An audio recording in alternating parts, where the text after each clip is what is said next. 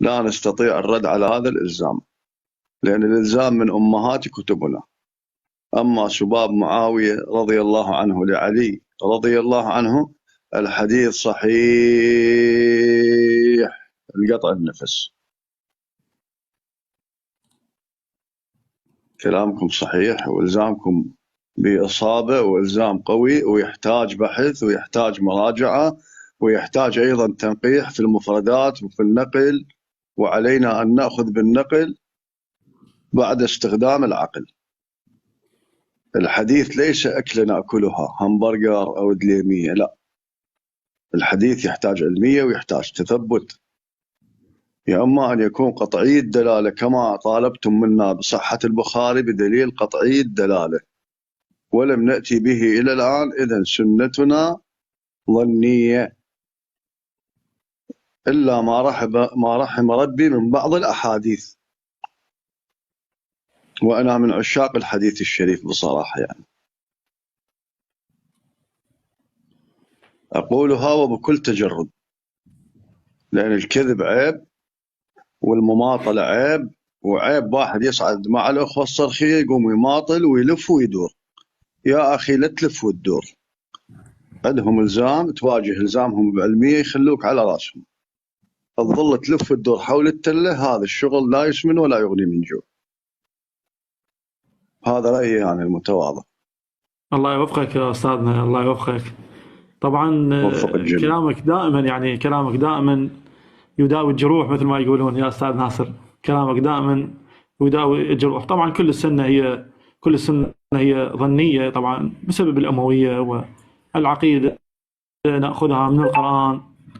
أما الأحكام الفقهية فنرجع بها للفقيه، لأن استخراج الأحكام من هذه السنة الظنية عمل صعب جدا، يعني كما أسلفت يا أستاذنا العزيز. طبعا نحن نشكرك جدا على هذا الفكر الراقي والفكر الراقي جدا، وهذا هو المطلوب منا يا أستاذ تركي. جميعا نتوحد على طريقة معينة، لا نخرج أحدنا من الدين، لأننا جميعا وصلتنا هذه السنة الظنية.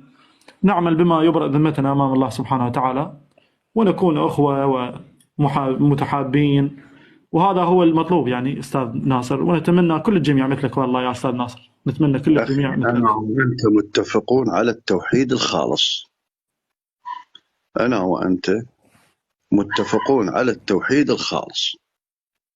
الحمد لله. الحمد لله الذي وحد القلوب ووحد الشعارات الصادقة الصحيحة. فإحنا ليش أنا أتهرب منك من تريد تنصحني؟ المسلم مرآة أخيه المسلم.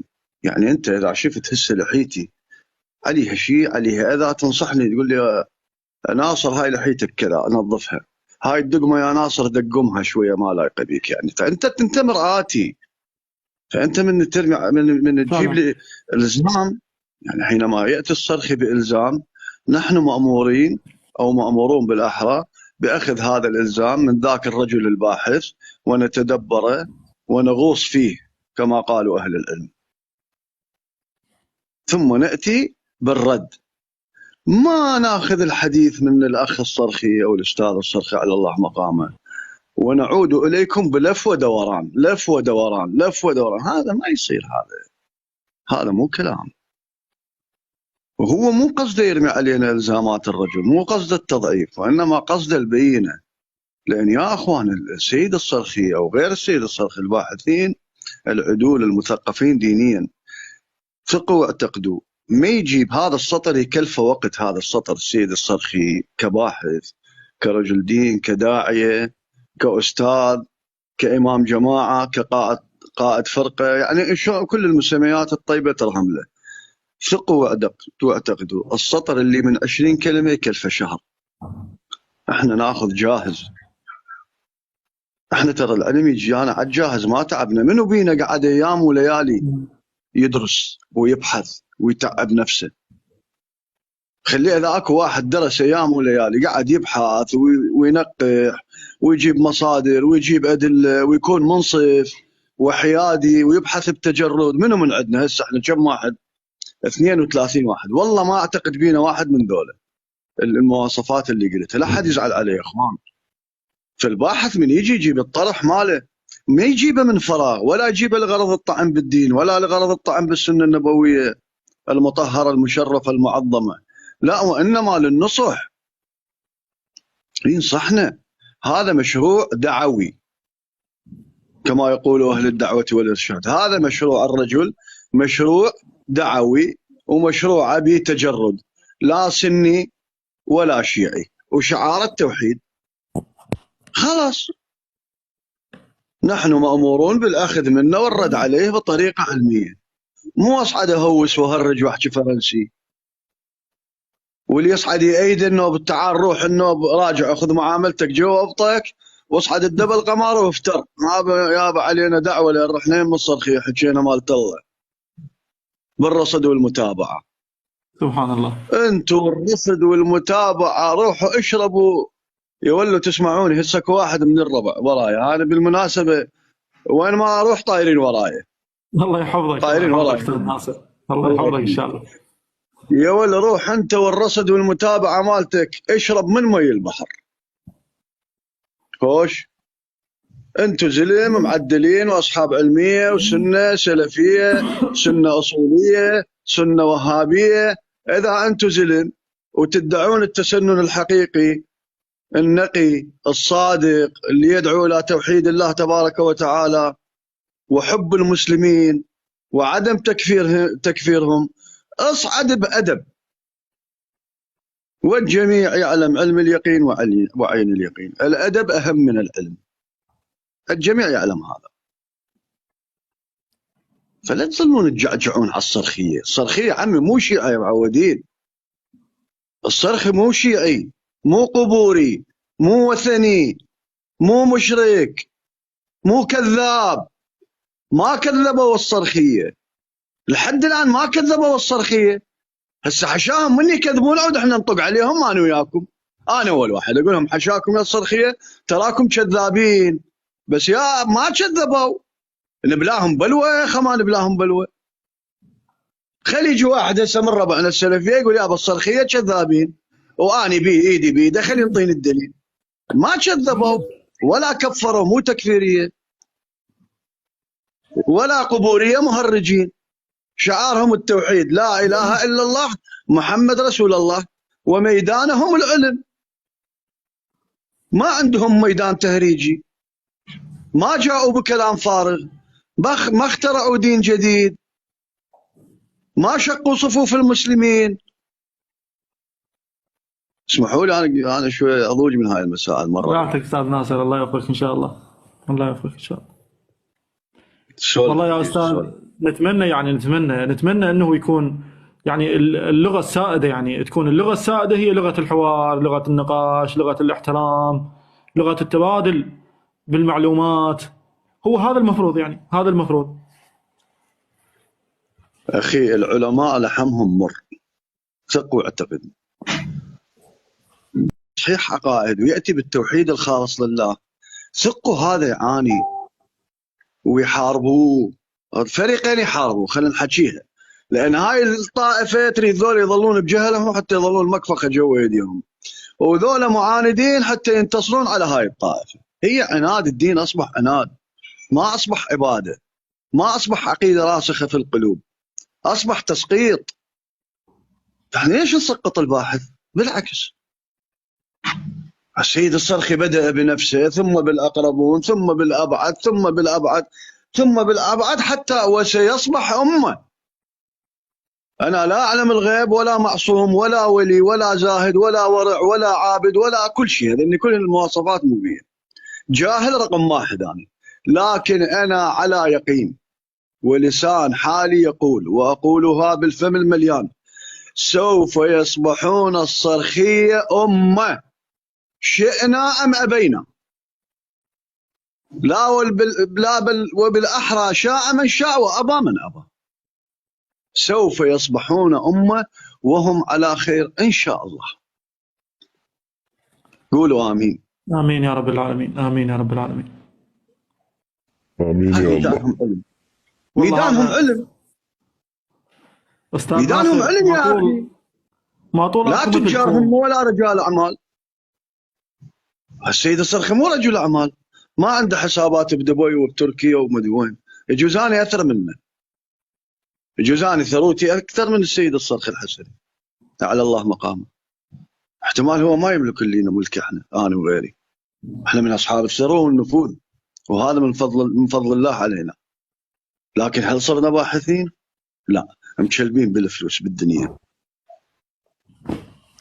مشلبين بالتجارة، مشلبين بالنخل، مشلبين بالشفلات، بالحفارات، بالمغطى، بالغنم. احنا بدنا مشلبين به. يقدر هسه ناصر تركي يصير زلمه وخوش ادمي ويصير باحث؟ لا، من هوان الدنيا عليه حب نعم المال. منك أستاذ ناصر. نعمة حالكم الجميع والسامعين. نعم منك. من هوان الدنيا على ناصر تركي هي حب المال والتجارة، ولو التجارة مو حرام، حب المال مو حرام إذا كان بالحلال. السيد الصرخي هو لو من أهل الدنيا، ومن وعاظ السلاطين، ومن جلاس السلاطين، ومن أصحاب العلاقات المشبوهة، لا كان هسه أخذ مالاته وقعد بدبي وقعد شوين بأي دولة ويقول لك يا جاءنا الطوفان وروحوا غيرها لله على قولة عجائزنا. لكن ضحى، والذين جاهدوا فينا لنهدينهم سبلنا. أتعلمون ما هي سبل الله؟ تنطبق عليه آية والذين جاهدوا فينا لنهدينهم سبلنا. سبل الله كثيرة، نعم الله كثيرة، ومن نعم الله على هذا الرجل أصبح رمز من الرموز اللي يعتد به ويحسب له 1000 حساب في ساحة أهل الدين والعقائد. ما مسموح لأي شخص، سواء سلفي سني، سلفي وهابي، سلفي أصولي، سلفي أشعري، شيعي قبوري، زيدي، أباضي، فلان علان، ما مرخوص إذا هو إنسان حي وضميره حي ليه يتجاوز على هذا الرجل نهائيا، لا من قريب ولا من بعيد. عيب. هسه اطلعوا له بالعلم، تعالوا عليه بالعلم، وهذا الميدان يحميدان. دوختكم عيني.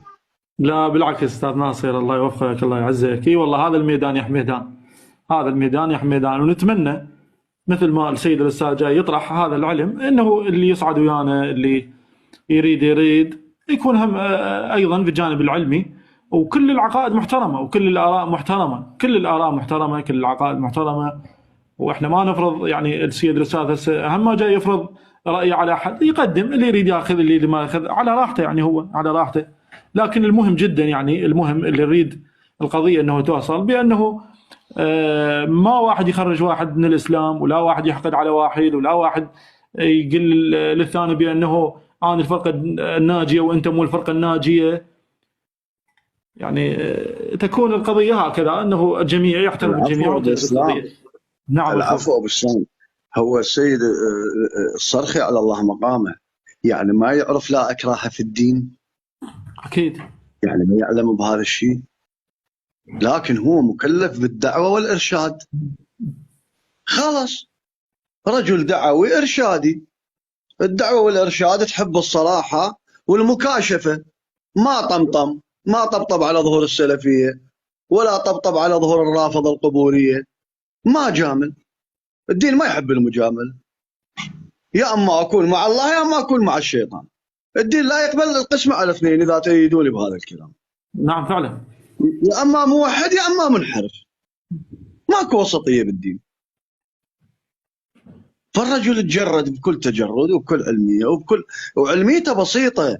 يعني هسه المصيبه الحكي بيناتنا اللي يروح شوي ينزل بالغمج علينا، وتصير على المصريين الفضيحه بجلاجل، واحنا هم ما نقدر نحكي. هسه هو عمي راح من الرجل ما جاي يطلع المغبايات على مهلنا. هسه بعد كم يوم هسه هو بعده بأول بايه، وطريق العلم صعوده ما له نهايه. دا يروح النوب يصعد لنا كم خطوه النوب ويبلانا بلوه. هسه دخلونا اخشوا على ذني وسدوا حلوكم، والحشامه والستر حلو، الا يطلع المخفي، ونحن اهل مكه ونحن ادرى بشعابها.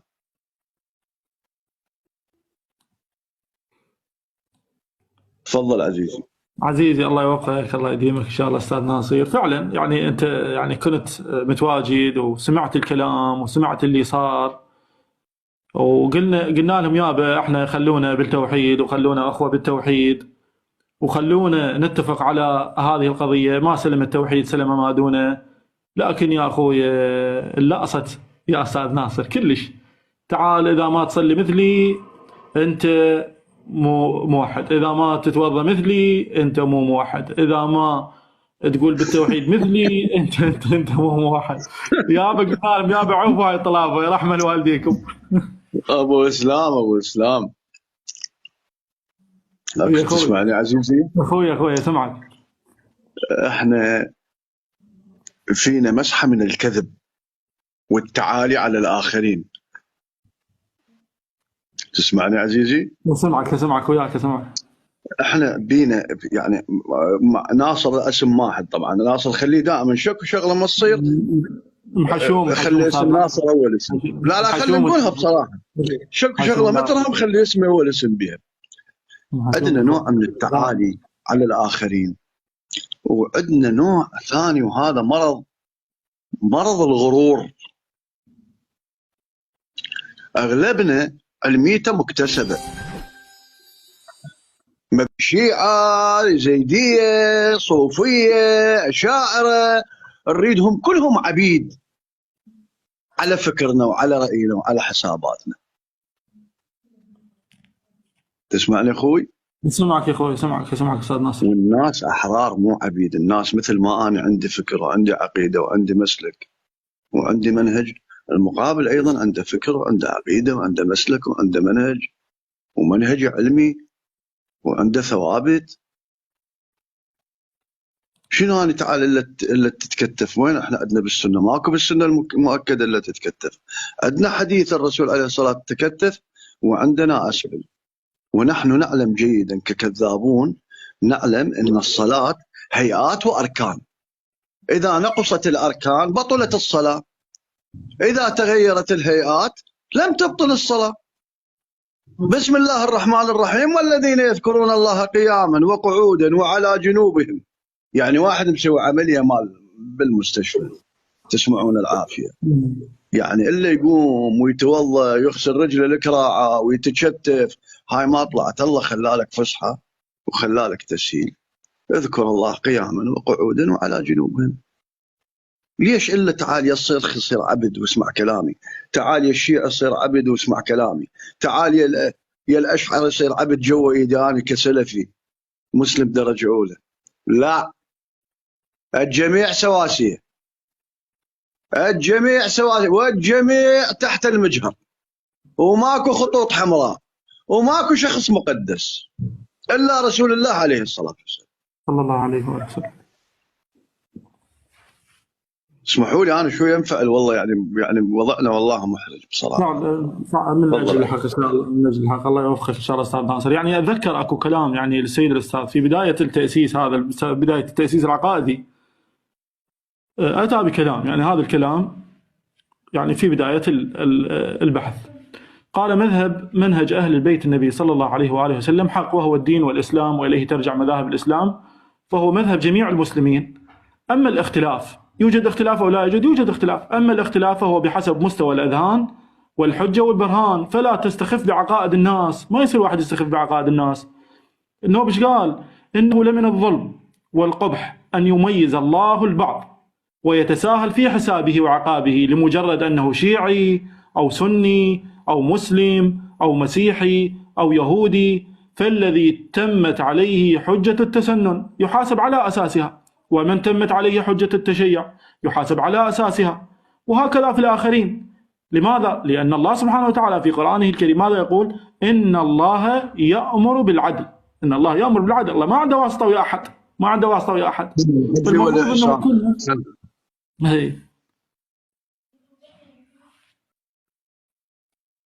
إذن يعني من الظلم والقبح أنه نميز أنا لأنه شيعي فأني الأفضل، أنا لأنه سني أنا أفضل، أنا لأنه أنا مسلم أنا أفضل. لا، ماكو يجي على الحجة اللي تمت عليك. الحجة اللي تمت عليك شنو؟ هذه الحجة اللي تمت عليك وقطعت بها طبعا بالدليل واليقين والبرهان، مو ما هذا ما وجدنا عليه أسلافنا وإلى آخر الكلام. لا، بالحجة والبرهان والدليل القطعي بأنه تمت عليك هذه الحجة تحاسب على أساس هذه الحجة.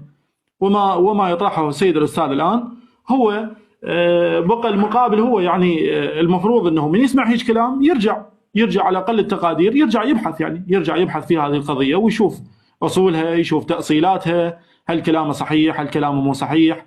لا يعني إذا من مباشرة لأنه أنا مثلا شيعي، لأنه أنا شيعي فما أخذ كلام من المقابل من السني، ولأنه أنا سني ما أخذ كلام من الشيعي، لا، هذا مو صحيح. احنا ياهو اللي يتكلم ويأتي بدليل، يعني كما قلت أنت، يعني المقياس والمعيار هو العلم والدليل، هو هذا المفروض يكون المعيار. الله يوفقك أستاذ ناصر. هذا كلامك طيب، لكن الصرخي خرج من ظلمة القبورية. تريد يجي عبد جوا ايدك انت يا سلفي، تملى عليه افكارك وتملى عليه العقائد وتملى عليه العبادات وتملى عليه لا بل حتى العادات. هذا مو انصاف. الصرخي حر ومرشدهم حر، زعيمهم حر. شنو انت السلفي حضرة جنابك تريد تسوي صرخي تابع لك؟ يعني يطلع من هاي البلوى يطب النوب ببلوى اسوأ منها؟ لا والف لا، والف لا. اي والله مو من طلع منا وراح يطب هنا راح يصير على مهنا في طيمه خد فطنومه، لو ظل يمرض على وليين اشرف له. اي والله احسن. يمشي بطوله كان وياهم، بس لكن الله سبحانه وتعالى فتح على قلبه. الفتح الالهي مو الجميع يحسون به، لكن من يصفن على نفسه والتغير اللي هو به، يعني خليه يعلم الصرخي الله فتح على قلبه. جميع الصرخية ليعلموا علم اليقين وليكون ظنهم بالله طيب. الله نور قلوبكم وتركتوا العقيدة الفاسدة واتجهتوا للتوحيد. الحمد لله رب العالمين. فأنتم إن شاء الله بعين الله، وإن شاء الله تزيدون، وإن شاء الله تصيرون أمة، لا بل ستكونون أمة إن شاء الله.